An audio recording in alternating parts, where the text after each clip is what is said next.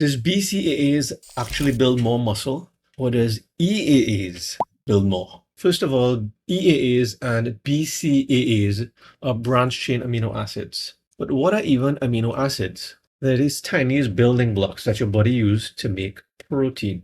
If you have kids, you could think of it like Lego pieces that snap together, but only this time it builds muscle, not just mess.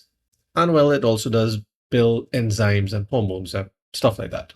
So now that's somewhat clear. What is the difference between BCAAs and EAAs? Simple. BCAAs are three specific amino acids: leucine, isoleucine, and valine. I'm not sure how to pronounce it, but that's not important. We're going to get back to that. On the other hand, EAAs are all of the 9 essential amino acids that your body cannot make. So BCAAs are 3 out of those 9, and well, EAAs are all 9. So why even compare them? Because the reality is that without all 9 essentials, you can't fully finish building your muscle protein. Almost forgot to mention what are the 9 amino acids from EAAs. Probably forgot because it's hard to even pronounce some of these. Histidine, isoleucine, methionine. This sounds like King Theoden from Lord of the Rings. Who knew he was named after an amino acid? Anyway, all of these were just too difficult to try and remember. So I went ahead and rebranded all of them based on what they actually do, of course. So this first one, histidine, is the healer, helps grow and repair tissue. The next one, isoleucine, is the energizer, so it fuels the muscles. Then there's leucine, which is the builder, which I guess builds muscles. Then leucine is the protector, and this one is the detoxer. Then there's phenylalanine. I can't even pronounce that one. It's the mood lifter. Well, it did make me smile a bit.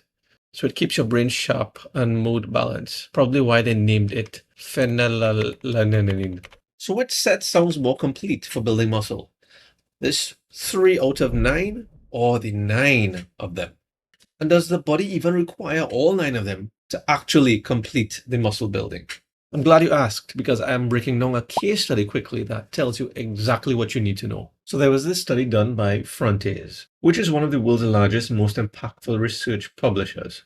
And they published this legit article that has over 180,000 views and over 10,000 downloads. And it's about how branched chain amino acids stimulates muscle myofibrillar protein synthesis, whereby this protein synthesis is the biological process of actually building new proteins.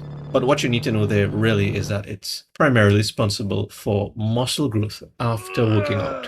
And so basically this study, what it really tested was which one is better between BCAAs versus EAAs immediately after working out. The people involved in the test group is healthy, resistance, trained young men.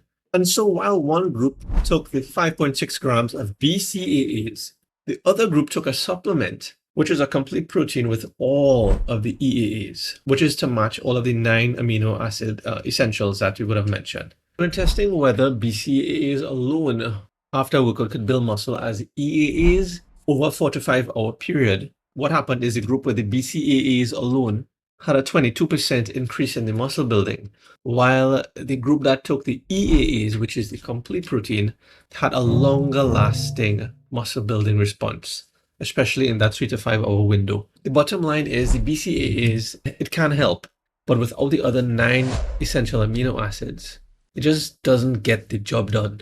So at the end of the day, the complete protein is the better post-workout choice. So when should someone take EAAs versus when they should take BCAAs? Or how could they even benefit from taking both versus just one? Bottom line is, if you can drink protein, just take whey or complete protein and call it a day. But if you can't, using EAAs is the best choice. When to take the EAAs? After a meal on your workout day, but you didn't have enough protein in that meal. And how to add in BCAAs now, where it still makes sense. That is specifically during long workout sessions. According to people who take it, BCAAs are way easier to sip throughout a workout. And if you're thinking if you should use both of them, it's kind of redundant because BCAAs are already inside EAAs. It's 3 out of the 9.